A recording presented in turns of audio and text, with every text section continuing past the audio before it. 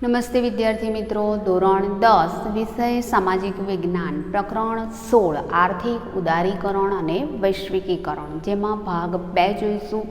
ભાગ 2માં આપણે નવી ઔદ્યોગિક નીતિ અંતર્ગત જે ખાનગીકરણ અને વૈશ્વિકીકરણ અમલમાં મૂકવામાં આવ્યું, એ ખાનગીકરણ અને વૈશ્વિકીકરણનો વિસ્તૃત અભ્યાસ આપણે કરીશું. પણ એ પહેલાં આપણે ભાગ 1ની અંદર જે ઉદારીકરણની નીતિનો અભ્યાસ કર્યો તે ફરીથી એકવાર જોઈ લઈએ. કે આપણે જોયું વિદ્યાર્થી મિત્રો કે 1947માં આઝાદી પ્રાપ્ત કર્યા પછી ઝડપી આર્થિક વિકાસ સાધવા સિવાય આપણી પાસે બીજો કોઈ વિકલ્પ નહોતો, અને એ માટે આપણી સરકારે આયોજન પંચનો માર્ગ અપનાવ્યો, અને આ આયોજન પંચ અંતર્ગત વિવિધ પંચવર્ષીય યોજનાઓ અમલમાં મૂકવામાં આવી, અને આ વિવિધ પંચવર્ષીય યોજનાઓ અમલમાં મૂકી અને ઝડપી આર્થિક વિકાસ પ્રાપ્ત કરવાનો પ્રયત્ન શરૂ કરવામાં આવ્યો. પણ આ માટે નાણાકીય નીતિ, રાજકોષીય નીતિ અને ઔદ્યોગિક નીતિઓ સમયે સમયે જાહેરાતો પણ કરવામાં આવી. અત્યાર સુધી ઘણી બધી પંચવર્ષીય યોજનાઓ પૂરી થઈ ગઈ, એટલે કે આઝાદી પછીના 40 વર્ષો સુધીમાં ઘણી બધી પંચવર્ષીય યોજનાઓ પૂરી થઈ ગઈ. તેમ છતાં પણ આપણા આર્થિક વિકાસને વેગ મળ્યો નહીં. એટલે સરકારે પોતાની નિષ્ફળતાના કારણોની તપાસ કરી અને ભૂતકાળમાં જે ભૂલો કરેલી હતી એ ભૂતકાળમાં કરેલી ને સુધારી લેવા માટે આર્થિક નીતિને નવો ઓપ આપવાનો નિર્ણય કર્યો, અને જે અંતર્ગત આઝાદી પછીના 1951થી 1991માં 40 વર્ષ બાદ સરકારે નવી ઔદ્યોગિક નીતિ, એટલે કે આર્થિક વિકાસને પોષે તેવી નવી ઔદ્યોગિક નીતિ અમલમાં મૂકી, અને જે અંતર્ગત આર્થિક સુધારાને વેગ આપવાનું નક્કી કરવામાં આવ્યું, અને આર્થિક સુધારાઓ અમલમાં મૂક્યા, જે અંતર્ગત ઉદારીકરણ, ખાનગીકરણ અને વૈશ્વિકીકરણ તરીકે તેને ઓળખવામાં આવે છે. હવે એમાં આપણે આર્થિક ઉદારીકરણ એટલે શું તેનો અભ્યાસ કર્યો, કે સરકારની ઔદ્યોગિક નીતિ દ્વારા ખાનગી ક્ષેત્ર પરના અંકુશો અને નિયંત્રણો ક્રમશઃ ઘટાડતા જઈ અને વિકાસને પ્રોત્સાહિત કરે તેવી નીતિ, જેને આપણે આર્થિક ઉદારીકરણની નીતિ તરીકે ઓળખીએ છીએ. અને ઉદારીકરણની નીતિ અંતર્ગત જે આર્થિક સુધારાઓ આવ્યા, એ આર્થિક સુધારાઓમાં કે 18 ઉદ્યોગો એ જાહેર સાહસો માટે અનામત રાખવામાં આવ્યા, અને એ સિવાયના જે અન્ય ઉદ્યોગો છે એ અન્ય ઉદ્યોગો ખાનગી ક્ષેત્ર માટે ખુલ્લા મૂકવામાં આવ્યા. એની સાથે સાથે કે અન્ય ઉદ્યોગો માટે 18 જે ઉદ્યોગો છે એ જાહેર સાહસ માટે અનામત રાખવામાં આવ્યા, અને એ સિવાયના બાકીના ઉદ્યોગો માટે પરવાના પદ્ધતિ નાબૂદ કરવામાં આવી. રેલવે, અણુક્ષેત્ર અને સંરક્ષણ, આ 3 જ જે મોટા પાયા પરના ઉદ્યોગો હતા એ સરકાર હસ્તગત રહ્યા. બાકીના તમામ ઉદ્યોગો છે એ ખાનગી ક્ષેત્ર માટે ખુલ્લા મૂકવામાં આવ્યા. એની સાથે સાથે કે ઉદ્યોગો માટેની જે ફરજિયાત નોંધણી પ્રથા હતી તે પણ નાબૂદ કરવામાં આવી. પ્રદૂષણ ન ફેલાવે અને પર્યાવરણને નુકસાન ન કરતા હોય તેવા ઉદ્યોગો માટે કેન્દ્ર સરકારની જે પરવાનગી લેવાની પદ્ધતિ હતી એને પણ નાબૂદ કરવામાં આવી. હવે ઉદારીકરણની નીતિ અંતર્ગત થયેલા લાભો, કે ઉદારીકરણને પરિણામે ખાનગી ક્ષેત્રે મુક્ત વિકાસની તકો પ્રાપ્ત થઈ, જેથી ઉત્પાદનમાં વધારો થાય છે. એટલે કે ખાનગીકરણ થયું અને જેને લીધે ઉત્પાદનમાં ક્રમશઃ વધારો થતો જાય છે. ઉદારીકરણની નીતિ અમલમાં મૂકવાને લીધે વિદેશ વ્યાપારને વેગ મળે છે, એટલે કે વિદેશ વ્યાપારમાં વૃદ્ધિ થાય છે. વિદેશ વ્યાપારમાં વધારો થતાં વિદેશી હુંડિયામણની અનામતમાં વધારો થાય છે, એટલે કે આયાત અને નિકાસ પરના નિયંત્રણો દૂર કરવામાં આવે છે, જેને લીધે વિદેશ વ્યાપારમાં વૃદ્ધિ થાય છે, અને વિદેશ વ્યાપારમાં વૃદ્ધિ થવાને લીધે વિદેશી હુંડિયામણની અનામતમાં પણ વધારો થાય છે. અને ઉદારીકરણની નીતિ અંતર્ગત કેટલાક એકમોનું ખાનગીકરણ થવાને લીધે આંતરમાળખાકીય સુવિધાઓમાં પણ વધારો થાય છે. હવે ઉદારીકરણના ગેરલાભો, કે ખાનગી ક્ષેત્ર પરના જે અંકુશો હતા એ ઘટાડવા છતાં પણ ઇજારાશાહીના વલણોમાં ઘટાડો થયો નહીં. એની સાથે કે માત્ર ઔદ્યોગિક ક્ષેત્ર ઉપર જ ધ્યાન આપવાને લીધે ભારત જેવો કૃષિ પ્રધાન દેશ છે એ કૃષિ ક્ષેત્રે વિકાસમાં પાછળ રહી ગયો, અને આવકની અસમાનતામાં વધારો થાય છે. એટલે કે લઘુ ઉદ્યોગો, નાના પાયા પરના ઉદ્યોગો અને મોટા પાયા પરના ઉદ્યોગો, જેમાં મોટા ઉદ્યોગ માલિકોને સૌથી વધુ લાભ થાય છે. એટલે કે આવકની અસમાનતામાં વધારો થાય છે અને આયાત વધવાને લીધે અને નિકાસ ઘટવાને લીધે વિદેશી દેવામાં પણ વધારો થાય છે. હવે આ નવી ઔદ્યોગિક નીતિ અંતર્ગત આર્થિક સુધારાઓના અમલ માટે જે બીજી નીતિ અમલમાં મૂકવામાં આવી તે છે ખાનગીકરણ. ખાનગીકરણ એટલે એવી પ્રક્રિયા કે જે રાજ્ય હસ્તકના ઔદ્યોગિક સાહસોની માલિકી અથવા તો તેનું સંચાલન ખાનગી ક્ષેત્રને સોંપવાની પ્રક્રિયા, કે જે રાજ્ય હસ્તકના જે તે ઉદ્યોગો હતા કે રાજ્ય હસ્તકના જે તે માલિકી હતી એ માલિકી એ ખાનગી એકમોને સોંપવાનું અથવા તો એનું સંચાલન એ ખાનગી એકમોને સોંપવાની પ્રક્રિયા, જેને ખાનગીકરણ તરીકે ઓળખવામાં આવે છે. દાખલા તરીકે વિદ્યાર્થી મિત્રો એક ઉદાહરણ આપું છું કે આપણી નજીકમાં થઈને પસાર થતા જે એક્સપ્રેસ વે છે, એટલે કે જે રાષ્ટ્રીય ધોરીમાર્ગો છે કે રાજ્ય ધોરીમાર્ગો છે એ સરકાર હસ્તક હોય છે. હવે એ રાજ્ય ધોરીમાર્ગોનું નિર્માણ કરવું અથવા તો એની જાળવણી કરવી એ સરકારની દેખરેખ હેઠળ કરવામાં આવે છે, સરકારની કામગીરી છે. પરંતુ નવા રાજ્ય ધોરીમાર્ગ કે રાષ્ટ્રીય ધોરીમાર્ગોનું નિર્માણ કરવું, નવા એક્સપ્રેસ વેનું નિર્માણ કરવું એ માટે હવે સરકારે એ ખાનગી એકમોને સોંપી દીધું છે. દાખલા તરીકે L&T સૌથી મોટી કંપની છે કે આપણી નજીકના વિસ્તારમાંથી પસાર થતો જે એક્સપ્રેસ વે છે એનું જે નિર્માણ કાર્ય છે એ ખાનગી એકમોને એટલે કે L&Tને સોંપવામાં આવ્યું છે. એટલે કે સરકાર સંચાલિત છે, એટલે કે રાજ્ય હસ્તકનું છે, પણ તેમ છતાં એની જે કામગીરી છે એનું સંચાલન છે એ ખાનગી ક્ષેત્રને સોંપવામાં આવ્યું છે, એને ખાનગીકરણ તરીકે ઓળખવામાં આવે છે. એવી જ રીતે કે આપણા ઘરોની અંદર જે વીજળી આવે છે એનું સંચાલન અમદાવાદમાં જે વીજળીનું ઉત્પાદન છે એટલે કે વીજળી પહોંચાડતી જે કંપની છે એ મધ્ય ગુજરાત વીજ કંપની કે એનું સંચાલન એ સરકાર દ્વારા કરવામાં આવતું હતું. પરંતુ અત્યારે શહેરી વિસ્તારમાં વીજળીની વધતી જતી માંગને લીધે એનું સંચાલન એ ટોરેન્ટો કંપનીને સોંપવામાં આવેલું છે. એવી જ રીતે કેટલીક જગ્યાએ મહાનગરપાલિકા વિસ્તારોમાં કે મોટા શહેરી વિસ્તારોમાં કે જે તે વધુ જરૂરિયાતની વસ્તુઓ છે એનું સંચાલન એ ખાનગી એકમોને સોંપી દેવામાં આવતું હોય છે. સરકાર એની ઉપર દેખરેખ રાખતી હોય છે, પણ સંપૂર્ણ સંચાલન એ ખાનગી એકમોને એનું નિર્માણ કરવું, એનો નિભાવ કરવો, બધી જ જવાબદારી એ ખાનગી એકમોને સોંપવામાં આવતી હોય છે.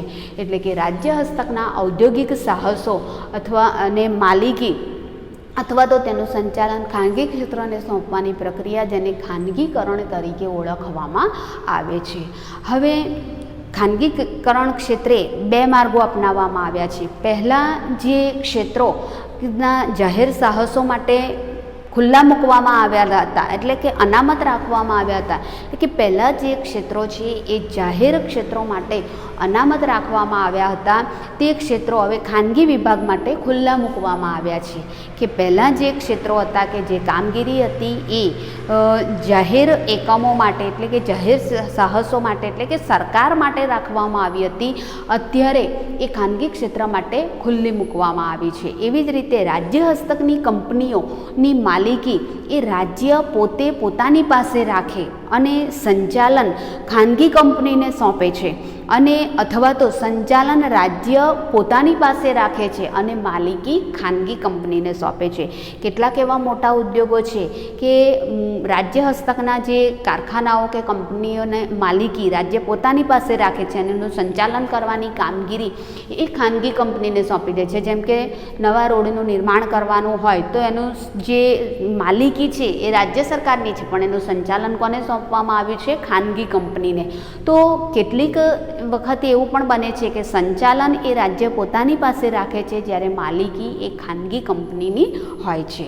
હવે ખાનગીકરણ અંતર્ગત થયેલા લાભો, એ લાભોમાં ઉદ્યોગોની સંખ્યા વધી છે કે ખાનગીકરણની નીતિને કારણે દેશમાં ઉદ્યોગ ક્ષેત્રે ઉત્પાદકીય એકમોની સંખ્યામાં વધારો થયો છે.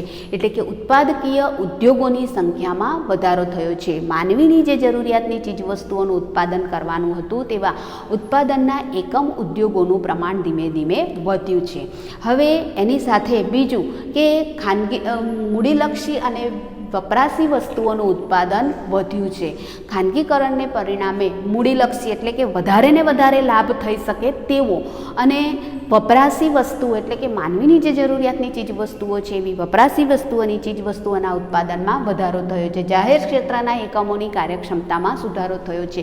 ખાનગીકરણને પરિણામે કે એક હરીફાઈને વેગ મળ્યો છે અને એક કંપની બીજી કંપની કરતાં વધુ ચડિયાતા એ ઉત્પાદનો બનાવવાની હરોળમાં આવી છે. એને લીધે જાહેર ક્ષેત્રના એકમોનું ખાનગીકરણ થવાને લીધે જાહેર ક્ષેત્રના એકમોની કાર્યક્ષમતામાં સુધારો થયો છે. એટલે કે અત્યાર સુધી જે રાજ્ય માલિકીનું હતું એ હવે ખાનગી માલિકોને સોંપવામાં આવ્યું છે અને એનું સંચાલન એ ખાનગી માલિકોને સોંપવામાં આવ્યું છે અને ખાનગી માલિકોને સોંપવામાં આવ્યું છે, જેને લીધે જે જાહેર ક્ષેત્રના એકમોની કાર્યક્ષમતા જે ઢીલી પહોંચી હતી કે ઉત્પાદન થયું તો એ શું, ના થયું તો એ શું, અને એની ગુણવત્તા ઉપર પણ વધારે પડતું ધ્યાન આપવામાં નહોતું આવતું. પરંતુ ખાનગીકરણ અંતર્ગત જે જાહેર એકમો એ ખાનગી ક્ષેત્રોને સોંપવામાં આવ્યા છે, જેને લીધે જાહેર ક્ષેત્રના એકમોની કાર્યક્ષમતામાં પણ સુધારો થયો છે.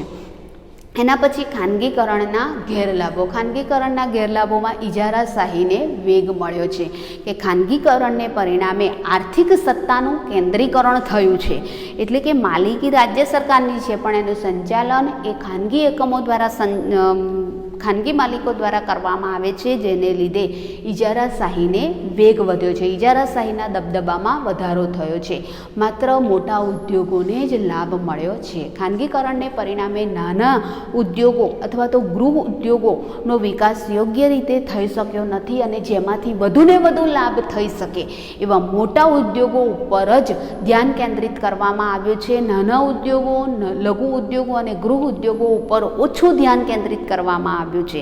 જેમાંથી ઓછો લાભ થાય છે એવા ઉદ્યોગોને પ્રાધાન્ય આપવામાં આવ્યું નથી, જ્યારે વધુ લાભ થાય એવા ઉદ્યોગોને પ્રાધાન્ય આપવામાં આવ્યું હોવાને લીધે માત્ર મોટા ઉદ્યોગોને જ લાભ મળ્યો છે અને ભાવ વધારાની સમસ્યા પણ સર્જાઈ છે કે ખાનગીકરણને પરિણામે ભાવ વધારો અંકુશમાં રહ્યો નથી અને જેને લીધે ભાવ વધારાની સમસ્યા સર્જાઈ છે કે એક કંપની બીજી કંપની કરતાં વધુ ચડિયાતી વસ્તુ બનાવે છે તો પહેલાં કરતાં પહેલાંનો ભાવ વધે છે. એટલે બજારમાં હરીફાઈની એક વેગ મળ્યો છે અને હરીફાઈને વેગ મળતા જે તે ચીજ વસ્તુઓના ભાવોમાં વધારો થયો છે. તો ફરીથી એકવાર આપણે ખાનગીકરણ વિશે જોઈ લઈએ કે રાજ્ય હસ્તકના ઔદ્યોગિક સાહસોની માલિકી અથવા તેનું સંચાલન ખાનગી એકમોને સોંપવાની પ્રક્રિયા, જેને ખાનગીકરણ તરીકે ઓળખવામાં આવે છે. હવે ખાનગીકરણની નીતિ અંતર્ગત બે પ્રકારના ખાનગીકરણની નીતિ અંતર્ગત કે બે રીતો અપનાવવામાં આવી છે. પહેલાં જે ક્ષેત્રો જાહેર સાહસો માટે અનામત રાખવામાં આવ્યા હતા તે ક્ષેત્રો હવે ખાનગી વિભાગ માટે ખુલ્લા મૂકવામાં આવ્યા છે અને રાજ્ય હસ્તકની જે કંપનીઓની માલિકી રાજ્ય સરકાર પોતાની પાસે રાખે છે, જ્યારે સંચાલન ખાનગી એકમોને સોંપે છે અથવા તો રાજ્ય સરકાર સંચાલન પોતે કરે છે અને એની માલિકી ખાનગી કંપનીને સોંપે છે. હવે ખાનગીકરણના લાભો કે ઉદ્યોગોની સંખ્યામાં વધારો થયો છે. ખાનગીકરણની નીતિ અપનાવવાને લીધે દેશમાં ઉદ્યોગ ક્ષેત્રે ઉત્પાદકીય એકમોની સંખ્યામાં વધારો થયો છે. એના પછી કે મૂડીલક્ષી અને વપરાશી ચીજવસ્તુઓના ઉત્પાદનમાં પણ વધારો થયો છે અને છેલ્લું જાહેર ક્ષેત્રના એકમોની કાર્યક્ષમતામાં સુધારો થયો છે કે ખાનગીકરણ અંતર્ગત કે બજારમાં હરીફાઈને વેગ મળે છે અને જેને લીધે જાહેર ક્ષેત્રના એકમોનું ખાનગીકરણ થવાને લીધે જાહેર જે ક્ષેત્રના એકમો છે એ એકમોની કાર્યક્ષમતામાં સુધારો થાય છે. ખાનગીકરણના ગેરલાભ તો ઇજારાશાહીને વેગ મળ્યો છે કે ખાનગીકરણના પરિણામે કે આર્થિક સત્તાનું વિકેન્દ્રીકરણ થયું છે અને આર્થિક સત્તાનું વિકેન્દ્રીકરણ થતાં ઇજારાશાહીને વેગ મળ્યો છે. એના પછી મોટા ઉદ્યોગોને જ લાભ થયો છે કે નાના ઉદ્યોગો, લઘુ ઉદ્યોગો અને ગૃહ ઉદ્યોગો કે જેમાંથી ઓછો નફો મળે એના ઉપર ધ્યાન કેન્દ્રિત કરવામાં આવ્યું નથી. માત્ર ને માત્ર જ્યાંથી વધુ લાભ થતો હોય એવા મોટા ઉદ્યોગો ઉપર જ ધ્યાન કેન્દ્રિત કરવામાં આવ્યું છે, જેને લીધે માત્ર મોટા ઉદ્યોગોને જ લાભ થયો છે અને ભાવ વધારાની સમસ્યા સર્જાઈ છે કે ખાનગીકરણને પરિણામે ભાવ વધારો અંકુશમાં રહ્યો નથી અને ભાવ વધારાની સમસ્યા સર્જાઈ છે. હવે વૈશ્વિકીકરણ કે વૈશ્વિકીકરણ એટલે દેશના અર્થતંત્રને વિશ્વના અર્થતંત્ર સાથે જોડવાની પ્રક્રિયા, જેને વૈશ્વિકીકરણ તરીકે ઓળખવામાં આવે છે. અને વૈશ્વિકીકરણને પરિણામે વસ્તુઓ, સેવાઓ, ટેકનોલોજી અને શ્રમનો પ્રવાહ વિશ્વમાં સરળતાથી પ્રાપ્ત થઈ શકે છે. તો વૈશ્વિકીકરણ એટલે શું? તો દેશના અર્થતંત્રને વિશ્વના અર્થતંત્ર સાથે જોડવાની પ્રક્રિયા. અને આ વૈશ્વિકીકરણની નીતિ અંતર્ગત ચીજવસ્તુઓ, સેવાઓ, ટેકનોલોજી અને શ્રમની સરળતાથી પ્રાપ્તિ થઈ શકે છે. હવે વૈશ્વિકીકરણ અંતર્ગત જે સુધારાઓ કરવામાં આવ્યા એ સુધારાઓમાં કે આયાત નિકાસની નીતિમાં ફેરફાર કરવામાં આવ્યો. આયાત નિકાસની નીતિની સાથે સાથે ઔદ્યોગિક નીતિ, રાજકોષીય નીતિ અને નાણાકીય નીતિ વગેરેમાં પણ ફેરફાર કરવામાં આવ્યો છે. હવે આ રાજકોષીય નીતિ એટલે મેં તમને પહેલાં પણ સમજાવ્યું કે રાજકોષીય નીતિ એટલે સરકારની આવક અને ખર્ચ અંગેની નીતિ, જેને રાજકોષીય નીતિ તરીકે ઓળખવામાં આવે છે. જ્યારે નાણાકીય નીતિ એટલે શું? તો સરકાર દ્વારા નાણાંનો પુરવઠો નક્કી કરવાની અને તેમાં ફેરફાર કરવાની જે નીતિ છે તેને નાણાકોષીય નીતિ તરીકે ઓળખવામાં આવે છે. અને અર્થતંત્રમાં જુદા જુદા ક્ષેત્રોમાં નાણાંની ફાળવણી કરવાની અને તેમાં ફેરફાર કરવાની નીતિ, જેને નાણાકોષીય નીતિ તરીકે ઓળખવામાં આવે છે.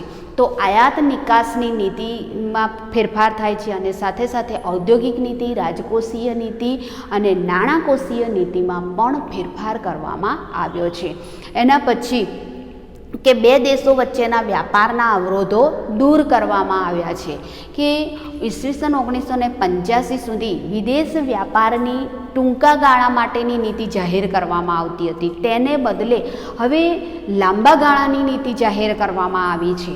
અને જેને અંતર્ગત 5-5 વર્ષે આ નીતિઓ જાહેર કરવામાં આવે. જેમ કે 1991માં નવી ઔદ્યોગિક નીતિની શરૂઆત થઈ તો 1992થી 1997, એના પછી 1997થી 2002, 2002થી 2007, 2007થી 2012, આ રીતે 5-5 વર્ષ માટે કે જે વિદેશ વ્યાપારની લાંબા ગાળાની નીતિ જાહેર કરવામાં આવી. 1985 સુધી દેશમાં વિદેશ વ્યાપાર માટે ટૂંકા ગાળાની નીતિ જાહેર કરવામાં આવતી હતી. પરંતુ 1991માં નવી ઔદ્યોગિક નીતિની શરૂઆત થઈ ત્યારથી 1992થી શરૂ કરી અને લાંબા ગાળાની નવી ઔદ્યોગિક નીતિ અમલમાં મૂકવામાં આવી. અને જેને લીધે બે દેશો વચ્ચેનો વ્યાપારના જે અવરોધો હતા એ દૂર થયા અને આયાત નિકાસની નીતિમાં પણ સરળતા જોવા મળી. હવે ભારતમાં 1991થી જે શરૂ થયેલી આર્થિક સુધારાના ભાગરૂપે વૈશ્વિકીકરણની જે પ્રક્રિયા શરૂ થઈ છે એ વૈશ્વિકીકરણની પ્રક્રિયા અંતર્ગત કેટલાક સુધારાઓ થયા છે, જેમાં વિશ્વના જુદા જુદા દેશો વચ્ચે વ્યાપાર વધે તે માટે એમની વચ્ચે આયાત નિકાસમાં જે અવરોધો હતા એ આયાત નિકાસના તમામ અવરોધો દૂર કરવામાં આવ્યા. એની સાથે સાથે કે બે દેશો વચ્ચેના તમામ આયાત નિકાસના અવરોધો દૂર કરવામાં આવ્યા. જુદા જુદા દેશો વચ્ચે મૂડીની હેરફેરના જે નિયંત્રણો હતા એ મૂડીની હેરફેરના નિયંત્રણોને દૂર કરી અને બે દેશો વચ્ચે મૂડીની હેરફેરને સરળ બનાવવામાં આવી. એના પછી કે જુદા જુદા દેશો વચ્ચે ટેકનોલોજીની હેરફેર ઉપરના પણ નિયંત્રણો દૂર કરવામાં આવ્યા અને ટેકનોલોજી આપણને સરળતાથી પ્રાપ્ત થઈ શકે છે. અને જુદા જુદા દેશો વચ્ચે શ્રમિકોની હેરફેર ઉપરના નિયંત્રણો પણ દૂર કરવામાં આવ્યા. એટલે કે શ્રમની હેરફેરને પણ મુક્ત બનાવવામાં આવી કે આપણા દેશના લોકો બીજા દેશમાં જઈને પણ ધંધા રોજગાર માટે જોડાઈ શકે છે. એવી રીતે અન્ય દેશોના લોકો પણ આપણા દેશમાં આવી અને ધંધા રોજગાર કરી શકે છે. એટલે કે શ્રમની હેરફેરને પણ મુક્ત બનાવવામાં આવી. હવે ભારતીય અર્થતંત્ર ઉપર વૈશ્વિકીકરણની અસરો એટલે કે વૈશ્વિકીકરણના લાભ અને વૈશ્વિકીકરણના ગેરલાભ. તો વૈશ્વિકીકરણના લાભમાં વિદેશી મૂડીરોકાણને પ્રોત્સાહન મળે છે. એટલે કે વૈશ્વિકીકરણને પરિણામે કે જે બીજા દેશના ઉદ્યોગ ધંધાઓ છે એમને આપણા દેશમાં ખુલ્લા મને આવકારવામાં આવ્યા છે અને જેને લીધે વિદેશી કંપનીઓ ભારતમાં આવે છે. એટલે ભારતને બેવડો ફાયદો થાય છે કે જે વિદેશોમાં બનતી વસ્તુ હતી એ હવે આપણા દેશમાં જ બનશે અને આપણા દેશમાંથી જ આપણને પ્રાપ્ત થશે અને એની સાથે સાથે આપણા દેશના કેટલાય બેરોજગારોને રોજગારી પ્રાપ્ત થાય છે. એટલે કે વિદેશી મૂડીરોકાણને પ્રોત્સાહન મળે છે. એટલે કે વિદેશી કંપનીઓ ભારતમાં આવી અને પોતે ઉદ્યોગ ધંધો વિકસાવી શકે છે અને ભારતને એનાથી બમણો લાભ થઈ શકે છે. વૈશ્વિકીકરણની નીતિ અંતર્ગત વિકસિત દેશોની વસ્તુઓ સરળતાથી પ્રાપ્ત થઈ શકે છે. કે વિકસિત દેશોમાં ઉત્પન્ન થતી ચીજવસ્તુઓ એ આપણને સરળતાથી પ્રાપ્ત થઈ શકે છે. કે વ્યાપાર વચ્ચે આયાત નિકાસ વ્યાપાર વચ્ચેના જે અવરોધો હતા એ અવરોધો દૂર કરવામાં આવ્યા છે, જેને લીધે વિકસિત દેશોમાં ઉત્પન્ન થતી વસ્તુઓ આપણને સરળતાથી પ્રાપ્ત થઈ શકે છે. અને છેલ્લું છે, વિકાસશીલ દેશોને આંતરરાષ્ટ્રીય સ્પર્ધામાં ટકી રહેવાની ક્ષમતા પ્રાપ્ત થાય છે. કે વૈશ્વિકીકરણને પરિણામે આપણા ભારત જેવા વિકાસશીલ દેશો ઘણા બધા છે વિશ્વમાં, કે આ વિકાસશીલ દેશોને આંતરરાષ્ટ્રીય હરીફાઈમાં ટકી રહેવાની શક્તિ પણ પ્રાપ્ત થાય છે. હવે વૈશ્વિકીકરણના ગેરલાભો, કે ગરીબી અને બેરોજગારીની સમસ્યા હલ ન થઈ શકી. કે વૈશ્વિકીકરણની નીતિ અપનાવી, આયાત નિકાસના અવરોધો દૂર કરવામાં આવ્યા, ઉદ્યોગોને વિશેષ મહત્ત્વ આપવામાં આવ્યું, વિદેશી કંપનીઓને ભારતમાં આવકારવામાં આવી, તેમ છતાં પણ આપણા દેશની વસ્તી એટલી બધી તો વધારે છે કે બેરોજગારીની સમસ્યા પણ હલ ન થઈ શકી અને લાંબા સમયની જે આપણે પરાધીનતા હતી એ પરાધીનતાને પરિણામે આપણા દેશમાં જે શોષણ થયું છે અને ગરીબી ઘર કરી ગઈ છે એ ગરીબીને પણ આપણે દૂર કરી શક્યા નથી. એટલે કે વૈશ્વિકીકરણની નીતિ અપનાવવા છતાં પણ આપણા દેશની ગરીબી અને બેરોજગારીની સમસ્યાનો પ્રશ્ન હલ થઈ શક્યો નથી. એના પછી બીજું છે, વિકાસ વૃદ્ધિના લાભ પૂરતા પ્રમાણમાં પ્રાપ્ત થયા નથી. વિકાસશીલ દેશોને જે નિકાસ કરવામાં આવે છે એ નિકાસ વૃદ્ધિના જે લાભો પ્રાપ્ત થવા જોઈએ એ લાભો પ્રાપ્ત થઈ શક્યા નથી. વિકસિત દેશોને પોતે જે નિકાસ કરે છે એ નિકાસના લાભો વિકસિત દેશોને જેટલા પ્રમાણમાં મળે છે એટલા લાભો વિકાસશીલ દેશોને જે નિકાસ કરવામાં આવે છે એનાથી પ્રાપ્ત થતા નથી. હવે એક ઉદાહરણ આપું કે આપણે ભારત એક કૃષિ પ્રધાન દેશ છે અને વિવિધ કૃષિ પેદાશોની નિકાસ કરે છે. એમાં ભારત એ પ્રાચીન સમયથી ઊંચી જાતના કપાસ, એની સાથે સાથે મગફળીની નિકાસ કરતો આવે છે. કેટલી કૃષિ પેદાશોની નિકાસ કરે છે, પણ ઊંચી જાતના કપાસ અને મગફળીની આપણે નિકાસ કરીએ છીએ તો એ નિકાસમાંથી આપણને જે લાભો થવા જોઈએ એ લાભો આપણને પ્રાપ્ત થઈ શકતા નથી. અને છેલ્લું છે કે નાના ઉદ્યોગોને ઓછા લાભો મળ્યા છે. કે વૈશ્વિકીકરણનો લાભ માત્ર ને માત્ર મોટા ઉદ્યોગોને મળેલો છે. એટલે કે ખનિજ આધારિત જે ઉદ્યોગો હતા એ ઉદ્યોગોને વિશેષ લાભ થયો છે, જ્યારે જે કૃષિ આધારિત જે ઉદ્યોગો હતા અથવા તો જે ખનિજો સરળતાથી પ્રાપ્ત થઈ શકે છે એવા ખનિજો આધારિત જે ઉદ્યોગો હતા એવા નાના ઉદ્યોગોને જોઈએ એટલા લાભો પ્રાપ્ત થયા નથી. તો ફરીથી એકવાર આપણે વૈશ્વિકીકરણ વિશેનો અભ્યાસ કરી લઈએ. કે વૈશ્વિકીકરણ એટલે દેશના અર્થતંત્રને વિશ્વના અર્થતંત્ર સાથે જોડવાની પ્રક્રિયા, જેને વૈશ્વિકીકરણ કહેવામાં આવે છે. અને વૈશ્વિકીકરણને પરિણામે વસ્તુઓ, સેવાઓ, ટેકનોલોજી અને શ્રમનો પ્રવાહ વિશ્વમાં સરળતાથી પ્રાપ્ત થઈ શકે છે. હવે વૈશ્વિકીકરણની નીતિ કે જેને લીધે આયાત નિકાસમાં ફેરફારો કરવામાં આવ્યા છે, એમાં ઔદ્યોગિક નીતિ, રાજકોષીય નીતિ અને નાણાકોષીય નીતિમાં પણ ફેરફારો કરવામાં આવ્યા છે.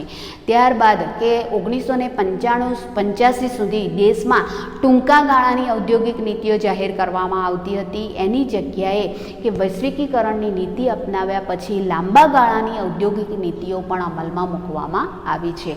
હવે વૈશ્વિકીકરણની નીતિ અપનાવવાથી વૈશ્વિકીકરણની નીતિ અંતર્ગત થયેલા સુધારામાં બે દેશો વચ્ચેના વ્યાપારના અવરોધો દૂર થયા છે. એવી પરિસ્થિતિનું નિર્માણ થયું છે જેથી બે દેશો વચ્ચે મૂડીની હેરફેર પણ સરળતાથી થઈ શકે છે. એની સાથે સાથે કે ટેકનોલોજીની હેરફેરના અવરોધો જે હતા એ પણ દૂર કરવામાં આવ્યા છે અને વિશ્વના જુદા જુદા દેશો વચ્ચે શ્રમની હેરફેર પણ મુક્ત બનાવવામાં આવી છે. હવે વૈશ્વિકીકરણની ભારતીય અર્થતંત્ર ઉપર અસર એટલે કે વૈશ્વિકીકરણના લાભ અને વૈશ્વિકીકરણના ગેરલાભ. કે વૈશ્વિકીકરણને પરિણામે દેશમાં વિદેશી મૂડીરોકાણને પ્રોત્સાહન મળ્યું છે.